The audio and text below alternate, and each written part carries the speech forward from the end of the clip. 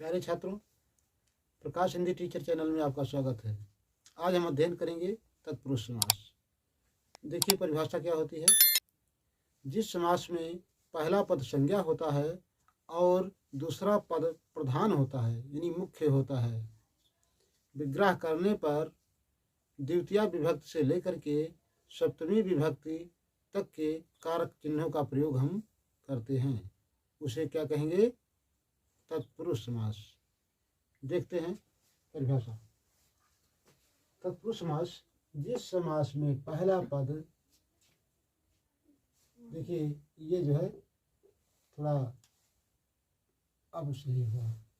जिस समास में पहला पद संज्ञा तथा दूसरा पद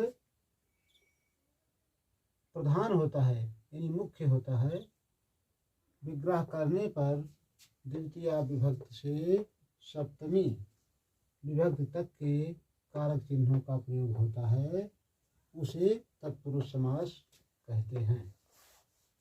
मैंने आपको बताया कि पहले जो है हम संज्ञा यानी किसी व्यक्ति होगा या कोई वस्तु होगी या कोई गांव होगा, कोई देश होगा, कोई राज्य होगा, पहले हम संज्ञा का प्रयोग करेंगे पद में, पहले पद में संज्ञा, और जो दूसरा पद होगा वह मुख्य होगा। पहला पद गौड़ होगा यानी सामान्य होगा। अब विग्रह करने पर क्या आएगा? द्वितीया विभक्ति से लेकर के सप्तमी विभक्ति तक कारक चिन्हों का प्रयोग करेंगे। देखिए जैसे यश प्राप्त, यश को प्राप्त, द्वितीया विभक्ति में क्या कारक होता है? को। कर्ता ने कर्म को करण से के द्वारा, चतुर्थी संप्रदान के लिए पंचमी अपादान से अलग होना, षष्ठी संबंध और काफी के रारी रे नानी ने, सप्तमी अधिकरण में पैर पर, अष्टमी संबोधन, हे अरे भो, ये जो है कारक होते हैं आपके। तो हम सबसे पहले क्या कर रहे हैं? कर्म तत्पुरुष, कर्म तत्पुरुष को हम द्वितीया तत्पुरुष के नाम से भी जानते हैं। देखिए यश प्राप्त, यश को प्राप्त, आपका चिन्ह क्या आ रहा है? को। चिड़ी मार, चिड़ियों को मारने वाला, को आ गया। हम देखिए वन गमन, वन को गमन, यहाँ भी को है, यहाँ भी को है, यहाँ भी को है। तो ये हमारा जो चिन्ह आ रहा है, कर्ता ने कर्म को, तो ये ने तो जो है पहला कारक होता है लेकिन उसका प्रयोग नहीं करेंगे। पहला और अष्टमी दोनों विभक्तियों को छोड़ करके। देखिए द्वितीया में कर्म तत्पुरुष है। यहाँ आगे हम कर्ण तत्पुरुष यानी तृतीया तत्पुरुष की बात करेंगे। तुलसी कृत, तुलसीदास द्वारा कृत, गुण युक्त, गुण से युक्त, रेखांकित, रेखा से अंकित, यानी से जहाँ आएगा वहाँ हमारा जो है कर्ण तत्पुरुष या तृतीया तत्पुरुष होगा। लेकिन आप ध्यान रखेंगे से आएगा तो साधन के रूप में प्रयोग होगा, आपसे अलग नहीं होगा। जैसे आप कुल्हाड़ी से वृक्ष काटते हैं, कुल्हाड़ी से वृक्ष काटते हैं, अलगाव नहीं होगा, कुल्हाड़ी आपसे अलग हो जाएगी तो वृक्ष नहीं कटेगा। आप पेन से लिखते हैं,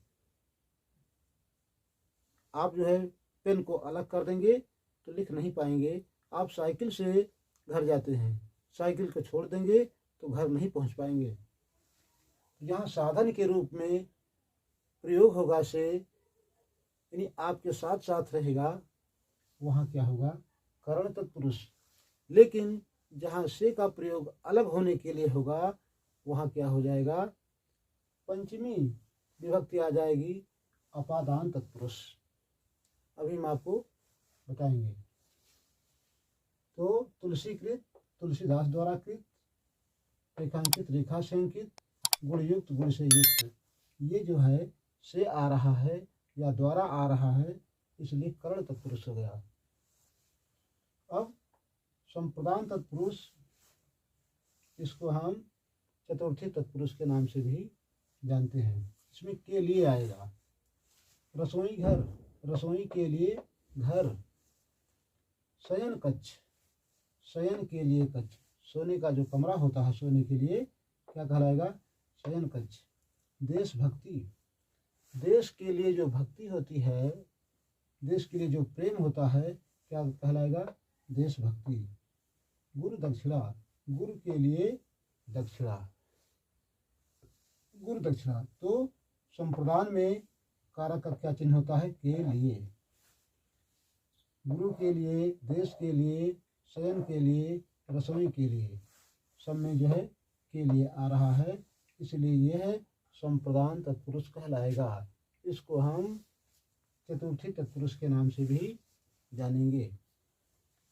अब पंचमी तत्पुरुष या अपादान तत्पुरुष, अभी हमने जो बताया था से तो दोनों में आएगा, करण कारक में और जो है अपादान कारक में, लेकिन यहाँ से का मतलब साथ साथ होगा, साधन के रूप में होगा, लेकिन यहाँ जो है अलगाव होगा, एक दूसरे से हम जुदा होंगे। देखिए इसे ऋण मुक्त, ऋण से मुक्त, कर्ज आपके साथ रहेगा तो ऋण मुक्त नहीं होंगे आप, बल्कि ऋण युक्त होंगे। तो क्या हो गया, ऋण से मुक्त, कर्ज से फुर्सत पा गए तो ये ऋण मुक्त कहलाएगा, अपादान तत्पुरुष। इसे हम पंचमी तत्पुरुष के नाम से भी जानेंगे। पथ भ्रष्ट, पथ से भ्रष्ट, चरित्रहीन, चरित्र से हीन, इसे क्या है, आकाश पतित, आकाश से गिरा हुआ, यदि आकाश को न छोड़ता तो नीचे न आता, इसलिए क्या हुआ, अलगाव हो रहा है। जैसे आप गांव से आए हैं, गांव को छोड़े हैं तभी यहाँ आए हैं, आप जो है अयोध्या से आए हैं, अयोध्या को आपने छोड़ दिया तब रुदौली पहुँचे हैं, तो ये क्या हो गया, अलगाव हो रहा है। से तो आ रहा है लेकिन अलग होने के पक्ष में आ रहा है, यदि साथ साथ होता तो कर्ण तत्पुरुष हो जाता या तृतीया तत्पुरुष हो जाता, लेकिन यहाँ से का मतलब अलग, इसे चरित्र से हीन, करेक्टरलेस, क्या हो गया, ऋण मुक्त, ऋण से मुक्त, ये अपादान तत्पुरुष हो गया। अब हम संबंध तत्पुरुष की बात करेंगे, षष्ठी विभक्ति की बात करेंगे। राजकन्या, राजा की कन्या, यहाँ काकी के नानी ने आएगा, राजकन्या राजा की कन्या। रामानुज, राम का अनुज या राम के जो छोटे भाई हैं रामानुज कहलाएंगे। सिर दर्द, सिर का दर्द, सिर का दर्द। गंगा जल, गंगा का जल, तो ये क्या हो गया, का आया, की आया, की। जैसे दशरथ सुत, दशरथ के सुत, दशरथ के पुत्र, जहाँ एक होगा वहाँ दशरथ का पुत्र हो जाएगा, लेकिन दशरथ के जो है एक पुत्र नहीं बल्कि 4 पुत्र हैं, तो दशरथ सुत कह दें या दशरथ पुत्र कह दें तो राम लक्ष्मण भरत शत्रुघ्न चारों आ जाएंगे। तो यहाँ का, की, के, रा, री, रे, मेरा भाई आया है, रा गया। मेरी बहन खड़ी है, री आ गया। मेरी माँ बैठी है, री हो गया। तो रा, री, रे। मेरे पिताजी आए हैं, रे हो गया।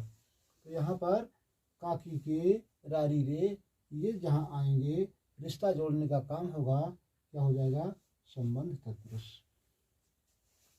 इसे गंगा का जल, सिर का दर्द, राम का अनुज, राजा की कन्या, काकी के, रारी, रे, ये आ रहे हैं, इसलिए क्या हो जाएगा, संबंध तत्पुरुष या षष्ठी तत्पुरुष। अब हम सप्तमी अधिकरण की बात करेंगे, क्योंकि हमने कहा है कि द्वितीया से लेकर के सप्तमी विभक्त तक कारक चिन्हों का प्रयोग हम तत्पुरुष समास के अंतर्गत करते हैं। देखिए, पदासीन, पद पर आसीन, यानी पद पर विराजमान, जो ड्यूटी मिली है आप उस पर जो है विराजमान है, तो पदासीन कहलाएंगे। शरणागत, शरण में आगत, क्या हो जाएगा, शरण में आया हुआ, आगत का मतलब आया हुआ, तो शरणागत हो जाएगा। आप बीती, आप पर बीती, जो अपने ऊपर समस्या आती है उसे हम आप बीती के नाम से जानते हैं। सुख दुख जो भोगते हैं इंसान अपने ऊपर, वो आप बीती कहलाएगी। तो आप पर बीती, पुरुषोत्तम, पुरुषों में उत्तम जो होगा वो पुरुषोत्तम कहलाएगा। तो ऐसे पदों को हम समास बोलेंगे, और जो विग्रह हुआ है, व्याख्या हुई है, यह समास विग्रह कहलाएगा। समास और विग्रह एक दूसरे के अपोजिट होते हैं, विलोम होते हैं। तो सप्तमी में जो है तत्पुरुष, इसी को हम अधिकरण तत्पुरुष के नाम से भी जानते हैं। इसका चिन्ह क्या देखा गया, में और पर, ये जो है अधिकरण तत्पुरुष के अंतर्गत आ गया। तो प्यारे छात्रों, हम उम्मीद करते हैं कि आपको बेहतर ढंग से समझ आया होगा। अगले वीडियो में फिर मिलेंगे, तब तक के लिए जय हिंद, जय भारत। शॉर्ट स्क्रीन ले लें ताकि नोट करने में प्रॉब्लम ना आए।